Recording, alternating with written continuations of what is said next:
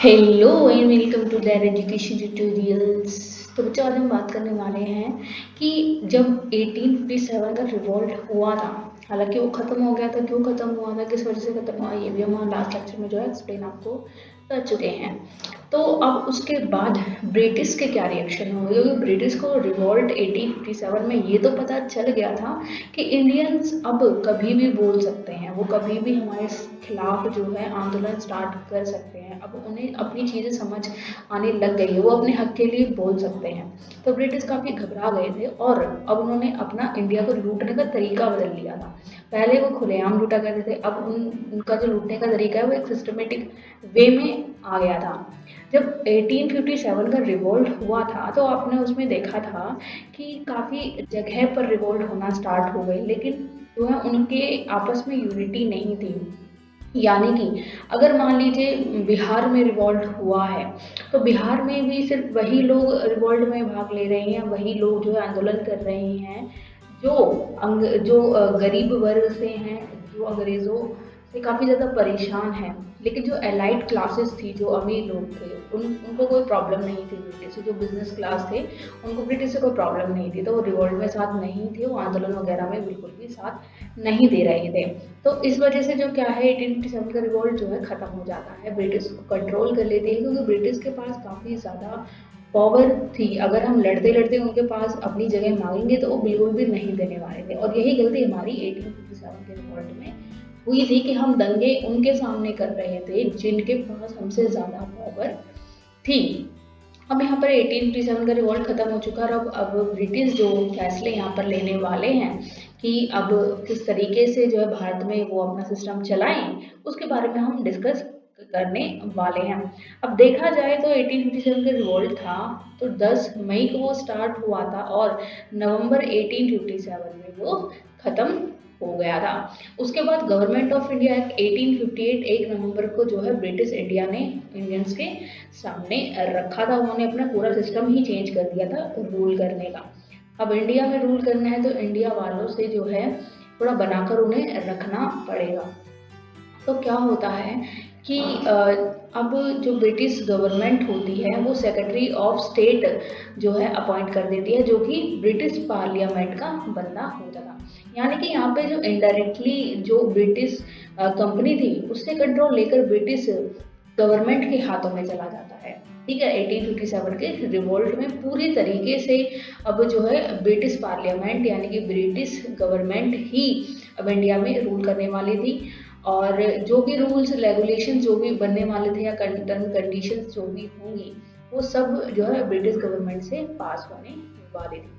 तो secretary of state यहाँ पर जो है फर्स्ट हमारा स्टैनली था। उसके बाद जो स्टैनली सेक्रेटरी ऑफ स्टेट बनाया गया था, उसको 15 मेंबर का एक काउंसिल दिया गया था, जिसमें जो है 8 मेंबर नॉमिनेटेड होंगे क्राउन की तरफ से, ब्रिटिश गवर्नमेंट की तरफ से, और 7 जो बंदे होंगे वो कोर्ट ऑफ डायरेक्टर्स के द्वारा इलेक्टेड होंगे। और एक चीज़ यहाँ पर और उन्होंने जो है कंपल्सन किया था कि जो भी बंदा इस 15 मेंबर्स के काउंसिल में एड ऑन होगा, उसे 10 ईयर्स का एक्सपीरियंस होना चाहिए कि 10 ईयर वो इंडिया में काम कर चुका है। ठीक है, अब यहाँ पर हम एक चीज़ और देखते हैं कि जो डुअल गवर्नमेंट सिस्टम था, यानी कि इंग्लैंड में बोर्ड ऑफ कोर्ट बैठी हुई थी और बोर्ड ऑफ डायरेक्टर इंडिया में बैठे हुए थे, जो इंडिया ईस्ट इंडिया कंपनी से इंडिया में बात लिया करते थे और फिर इंग्लैंड में बैठे बोर्ड ऑफ कोर्ट तक पहुंचाया करते थे, और तब जाके जो है कोई रूल या कोई किसी भी चीज़ के या बिल के बारे में जो है फैसला सुनाया जाता था। तो जो ये सिस्टम था, ठीक है, वो बिल्कुल ख़त्म हो चुका था यहाँ पे। अब यहाँ पे सिर्फ एक बंदा हेड बनाया गया था, सेक्रेटरी ऑफ स्टेट, जो कि ब्रिटिश पार्लियामेंट का बंदा था और उसकी एक काउंसिल भी थी। ठीक है, उसके बाद ब्रिटिश क्या करते हैं, जो गवर्नर जनरल ऑफ इंडिया होता है, सबसे पहले हमने पढ़ा था कि गवर्नर जनरल ऑफ बंगाल को सारी पावर देती है। जब जो है ब्रिटिश गवर्नमेंट पावर लेने पर आती है तो सबसे पहले वो क्या करती है, गवर्नर जनरल ऑफ बंगाल बनाती है, उसके बाद गवर्नर जनरल ऑफ इंडिया बना देती है। लेकिन अब सेक्रेटरी ऑफ स्टेट उन्होंने बना दिया है, तो गवर्नर जनरल ऑफ इंडिया का काम क्या होगा, क्योंकि पहले तो वो हेड था रिवोल्ट से पहले, लेकिन रिवोल्ट के बाद हेड और कोई और बना दिया है। तो यहाँ पर क्या होता है कि गवर्नर जनरल ऑफ इंडिया जो था, जो कि कैनिंग था, उसे वायसराय बना दिया जाता है और उसकी जो पावर्स होती हैं वो सेक्रेटरी ऑफ स्टेट के नीचे आ जाती हैं। यानी कि सेक्रेटरी ऑफ स्टेट ऊपर होगा और यहाँ पर जो ये वायसराय है, गवर्नर जनरल ऑफ इंडिया की जो पोस्ट थी जो कि कैनिंग के पास थी रिवॉल्ट से पहले और पूरे रिवॉल्ट में, वो अब सेक्रेटरी ऑफ स्टेट के पास आ जाती है और वो सेक्रेटरी ऑफ स्टेट को नीचे बना दिया जाता है। तो यहाँ पर जो सिचुएशन अराइजेस हुई थी, उन्होंने इंडियंस ने ये देखा था कि ब्रिटिश जो है अपना सिस्टम चेंज कर रहे हैं, लेकिन स्टिल इंडियंस को कोई भी वैल्यू नहीं दी जा रही है। जो भी ब्रिटिश अपनी पॉलिसी बना रहे हैं वो अपने बेटरमेंट के लिए बना रहे हैं, हम इंडियंस के लिए नहीं बना रहे हैं। उसके बाद इंडियन एक्ट, काउंसिल एक्ट आता है 1861 में। ये काफ़ी इम्पोर्टेंट टॉपिक है तो इसके डिटेल्स थोड़ा ज़रा ध्यान से पढ़ना। तो जो इंडियन काउंसिल एक्ट आता है 1861 में, उसमें क्या होता है कि सेक्रेटरी ऑफ स्टेट हेड बना दिया है जैसे कि मैंने आपको बताया। उसके नीचे हमारा governor general of India viceroy जो कि कैनिंग है उसको बना दिया था। एग्जीक्यूशन में मेंबर्स की जो लिमिट है वो हमें जो है डिसाइडेड है, लेकिन लेजिस्लेटिव में जो है इंडियंस को भी सीट दे दी गई थी। अब ये सिर्फ लुभाने वाली बात थी क्योंकि जो इंडियन को सीट दी गई थी वो बस एडवाइजर, एज ए एडवाइजर के रूप में दी गई थी। ठीक है, कोई भी पावर्स उनके हाथ में नहीं थी, वो कोई भी फैसला नहीं ले सकते, वो बस अपनी जो है एडवाइस, अपने ओपिनियन, अपनी जो भी उनकी थिंक थी, अपना पॉइंट वो रख सकते। इसके अलावा जो है बजट और फाइनेंस के ऊपर भी वो डिस्कस नहीं कर सकते थे। दूसरा, अगर कोई भी बिल पास होता था तो उसमें चेंज करने की हिम्मत या पावर उनके पास नहीं थी, वो सिर्फ उस बिल के बारे में टिप्पणी कर सकते थे। क्योंकि लेजिस्लेटिव के बाद एग्जीक्यूशन आता है जो कि ब्रिटिश के पपेट उसमें बैठे हुए थे, वो तय करते थे कि हाँ क्या करना है क्या नहीं करना है। अगर लेजिस्लेटिव की बात यानी कि जिसमें इंडियंस बैठे उसकी बात एग्जीक्यूशन मान भी जाता है तो उसके ऊपर बैठा है वाइसरॉय। वाइसरॉय ना माने और वाइसरॉय भी मान जाता है तो उसके ऊपर बैठा है secretary of state. Secretary of state भी नहीं मानेगा और 1% मान जाता है तो सेक्रेटरी ऑफ स्टेट सारे कार्य ब्रिटिश गवर्नमेंट से पूछकर और उनकी अनुमति के अनुसार ही किया करता था। तो मतलब इनडायरेक्टली बस ये है कि हमारे इंडियंस जो हम बिठाए गए हैं यहाँ पर लेजिस्लेटिव टीम में, हमारा कोई यहाँ पर ज़्यादा पावर ना देते हुए कोई यहाँ पर हमारा दबदबा नहीं होता था। उसके बाद जो है पोर्टफोलियो सिस्टम ये स्टार्ट कर देते हैं 1861 के इस काउंसिल एक्ट में। ठीक है, तो 1861 के इस काउंसिल एक्ट में जो पोर्टफोलियो सिस्टम स्टार्ट करते हैं उसका मतलब ये होता है कि अब हर डिपार्टमेंट के लिए अलग बंदे, अलग टीम तैयार की जाएगी। यानी कि अगर लॉ से रिलेटेड कोई प्रॉब्लम्स है तो वो लॉ डिपार्टमेंट में जाएगी, रेवेन्यू से रिलेटेड कोई प्रॉब्लम है तो वो रेवेन्यू डिपार्टमेंट में जाएगी, और एजुकेशन से रिलेटेड कोई भी प्रॉब्लम है तो वो एजुकेशन डिपार्टमेंट में जाएगी। यानी कि मेंबर ऑफ काउंसिल्स को अलग अलग जिम्मेदारी दे दी गई थी, अलग अलग डिपार्टमेंट दे दिए गए थे। एक चीज और यहाँ पर हुई थी, जो गवर्नर जनरल ऑफ इंडिया था जिसे वायसराय बना दिया गया था, उसके हाथ में एक पावर उन्होंने और एड ऑन की थी कि अगर ऐसी कोई इमरजेंसी आती है जहां फैसला लेना बहुत ज़्यादा ज़रूरी है वरना कोई प्रॉब्लम क्रिएट हो सकती है ब्रिटिश के लिए, तो वायसराय अपनी तरफ से वो प्रॉब्लम सॉल्व करने के लिए 6 मंथ ऑर्डिनेंस की जो है उसका यूज कर सकता है, वो फैसला ले सकता है और उसका लिया गया फैसला जो है 6 मंथ तक वैलिड होगा। उसके बाद ऑप्शन आया था 1861 के काउंसिल एक्ट में decentralisation of finance between presidencies and provinces. 1857 के रिवॉल्ट से पहले क्या हुआ करता था कि सबसे जो है रेवेन्यू कलेक्ट किया जाता था। यानी कि जो जहाँ पर भी ब्रिटिश गवर्नमेंट अपना रूल कर रही है, जहाँ पर भी वो प्राइमरी स्टेट या प्रोविंसेस या प्रेसिडेंसीज जो भी हैं उन पर रूल कर रही है तो उसे रेवेन्यू कलेक्ट किया करती थी।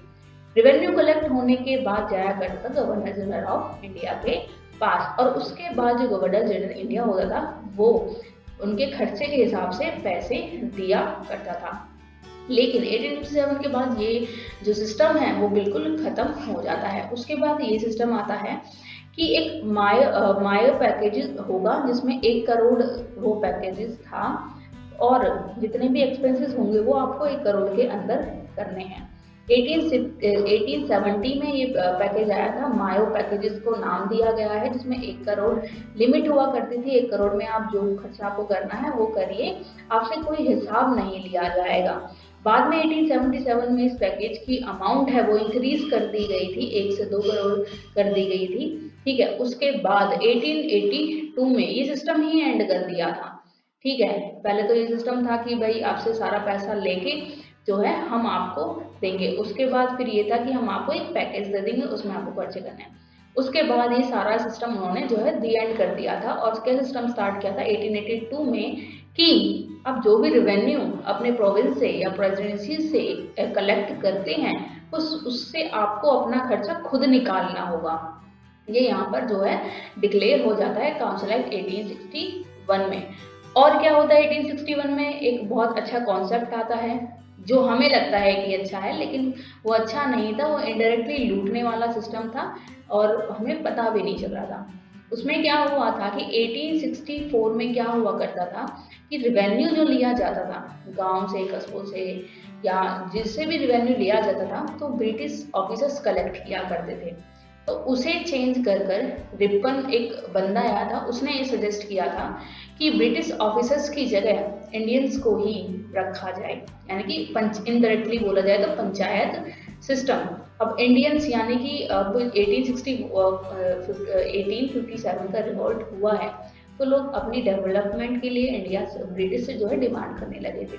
रिपन ने इस बारे में सोचकर एक सजेशन ब्रिटिश गवर्नमेंट को दिया था कि एक इंडियन ही जो है वहाँ पर ब्रिटिश ऑफिस की जगह अपॉइंट कर दिया जाए और जो ब्रिटिश ऑफिसर रिवेन्यू लिया करते थे वो इंडियन लेगा और उसे वहाँ के डेवलपमेंट में यूज करेगा। यानी कि ब्रिटिश ने अपनी जेब से कुछ नहीं दिया था, बल्कि लूटने का जो सिस्टम था वो डिफरेंट कर दिया था। यानी कि अब जो उनका बंदा होगा, पंचायत का जो हेड होगा, वो रिवेन्यू कलेक्ट करेगा कि भाई हमारे यहाँ ये प्रॉब्लम है, कुछ पैसे इकट्ठे करिए, हमें प्रॉब्लम सॉल्व करनी है। ठीक है, और वही कलेक्ट करके वही फिर उनका विकास करेगा। तो ये सिस्टम उन्होंने लागू कर दिया था कि खुद लूटो और खुद उसको यूज कर लो, क्योंकि ब्रिटिश तो यहाँ पर अब नहीं ले सकते थे कि 1857 के रिवॉल्ट के बाद वो काफी ज्यादा मुश्किल हो गया था उनके लिए। अब लोग काफी ज्यादा सजग हो गए थे, उन्हें पता था कि हमें लूटा जा रहा है, हम नहीं साथ देंगे, वो किसी चीज में भी साथ देने को तैयार नहीं थे ब्रिटिश के। रिवेन्यू तो वो बिल्कुल भी नहीं देने वाले थे, तो उन्होंने अपने रूल्स रेगुलेशन चेंज कर लिए थे। अब बात करते हैं कि काउंसिल एक्ट जो 1860 बनाया था उसमें जो है आर्मी में क्या चेंजेस हो गए थे। आर्मी में उन्होंने ये डिसाइड कर लिया था कि रिवॉल्ट 57 में उन्होंने देखा था कि सबसे पहले जो रिवॉल्ट स्टार्ट हुआ था वो इंडियंस जो आर्मी में थे उनकी वजह से। मंगल पांडे आपने नाम सुना होगा, तो मंगल पांडे पहले एक ऐसे इंसान थे जिन्होंने वो जो बदले की भावना है या जो अपोज हमें उनका करना है, ये कोई चीज़ हमारे खिलाफ है, हमारे धर्म के खिलाफ है तो हमें खड़ा होना है उसके लिए, तो मंगल पांडे ने स्टार्ट की थी। तो इंडियंस के खिलाफ ब्रिटिश के माइंड में एक चीज़ क्लियर हो गई थी कि अगर इंडियंस की जो है नंबर्स हमारी आर्मी में ज़्यादा होंगे तो हमारे लिए आगे भी प्रॉब्लम क्रिएट हो सकती है। तो वो क्या करते हैं, 50-50 का रेशियो तय कर देते हैं, यानी कि हम अब 50% जो है इंडियंस रखेंगे, 50% अपनी ब्रिटिश लोग रखेंगे। और एक चीज उन्होंने और डिसाइड की यहाँ पर कि जहां से ज्यादा रिवोल्ट सामने आए हैं, जैसे कि अवध हो गया, यूनाइटेड प्रोविंसेस हो गए, वहां से आर्मी की भर्ती ली ही नहीं जाएगी। यानी कि वहां पर जो है यहाँ पर रिक्वायरमेंट ही उन्होंने स्टॉप कर दी थी। और जो नई भर्ती लेंगे इंडियंस की, जो 50% यहाँ पर ब्रिटिश है, 50% इंडियन है, तो जो इंडियंस लेंगे भी वो उन जगहों से लेंगे जिन जगहों से 1857 में उनको हेल्प मिली थी। जैसे कि सिख ने ब्रिटिश की हेल्प उस वक्त इसलिए की थी क्योंकि 1857 के रिवॉल्ट में जो इंडियंस का जो लीडर बना था वो एक मुगल बना था, और मुगल को जो है सिख काफी ज्यादा अपोजिट रखते थे, तो इसलिए उन्होंने जो है ब्रिटिश के साथ वो चले जाते हैं। और नॉर्थ वेस्ट फ्रंटियर प्रोविंस जहाँ पे यानी कि प्रिंसली जो स्टेट्स थी, क्योंकि प्रिंसली स्टेट्स में भी जो है उनको काफी ज्यादा फायदा हो रहा था कि ब्रिटिश डायरेक्ट रूल वहां पर करते नहीं थे, लेकिन बस वो रेवेन्यू लिया करते थे। तो प्रिंसली स्टेट ने भी उनका कोई साथ दिया नहीं था, तो इसलिए बस वो अपनी रिक्वायरमेंट सिर्फ उन्हीं जगह से कर रहे थे। उसके बाद उन्होंने आर्मी में ये चीज भी की कि जो सबसे अच्छे हथियार होंगे वो बस ब्रिटिश आर्मी मैन के पास होंगे, वो इंडियंस जो आर्मी में है उनके पास नहीं होंगे, बस ब्रिटिश के पास होंगे। उसके बाद उन्होंने यहाँ पर जो है डिवाइड एंड रूल पॉलिसी जो है अडॉप्ट कर ली थी इनडायरेक्टली, कि हिंदू को आर्मी में अलग रखा जाएगा और मुसलमान को अलग रखा जाएगा, क्योंकि 1857 के रिवॉल्ट में हिंदू और मुसलमानों की जो यूनिटी सामने आई थी उससे काफी ज्यादा आघात हो गया था वहां पे ब्रिटिश को। तो इस चीज़ को जो है समझ में रखते हुए इसको यहाँ पर जो है तोड़ने की कोशिश करते हैं। उसके बाद जो एनेक्स की पॉलिसी थी वो भी इन्होंने वापस ले ली थी। एनेक्स इन्होंने कहाँ पे किया था? निज़ाम्स की टेरिटरीज में, होल्कर्स की टेरिटरीज में। और निज़ाम्स और होल्कर्स ने इन्होंने काफ़ी रिवोल्ट 1857 में इनकी हेल्प की थी। अब इनकी हेल्प की थी तो कुछ अच्छा इनको देना बनता था, है ना? चापलूस लोगों को तो थोड़ा बहुत अच्छी चीज़ मिली जाती है, तो ये चापलूस थे ब्रिटिश सरकार के। तो इनकी जो पॉलिसी थी एनेक्स की वो ख़त्म कर दी जाती है और इनको जो है वहाँ पर बिठा दिया जाता है। उसके बाद एक चीज़ उन्होंने अपने दिमाग में रख ली कि इनके रिलीजियन पर कभी वार नहीं करना है।